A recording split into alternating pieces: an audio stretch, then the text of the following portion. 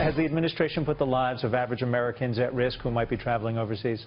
Certainly, and it happened to Tom Jefferson, who paid the ransom for the very first time as a president. It always happens. It always results in more hostages. This is classically how this administration deals on foreign policy. The problem is, the minute you start paying that ransom, you put an X on the back of any American.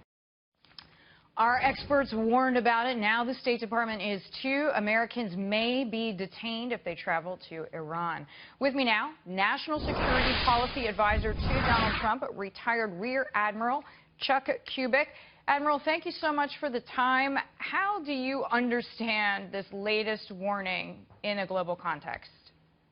Well, good afternoon, Deirdre. And, you know, I think it's about time that the State Department did a realistic assessment and realize that Iran is our enemy, and it's very difficult to believe what they say. You have to take action based on what they are doing. And in this particular case, I'm really confused a little bit about why, if they are in a position that they want to follow through on their nuclear deal with us, are they making such a big thing about 3 Americans? They could just as easily send them home as to hold them hostage if they wanted to deal in good faith.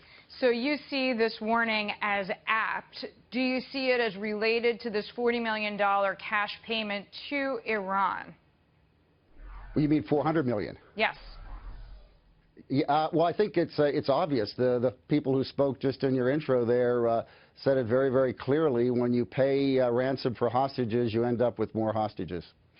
There are many people who say that payment wasn't ransom, and I'm referring to the Obama administration, saying that it was leverage. That was money due to the Iranians from 1979, and that it was simply due to Iran, but we used it as leverage to get the people out. Do you buy that? Well, I think the Iranians must be listening, because they're using these 3 new hostages as leverage against us. And yes, the administration has a way of trying to spin things to say that they cut a good deal and settle a long-standing claim, and that at the same time they then try to use that as leverage to release the hostages. Well, they didn't have to do those 2 things simultaneously, and it's the simultaneous nature of those actions that really makes it ransom. I mean, if it sounds like a duck and looks like a duck, it's a duck.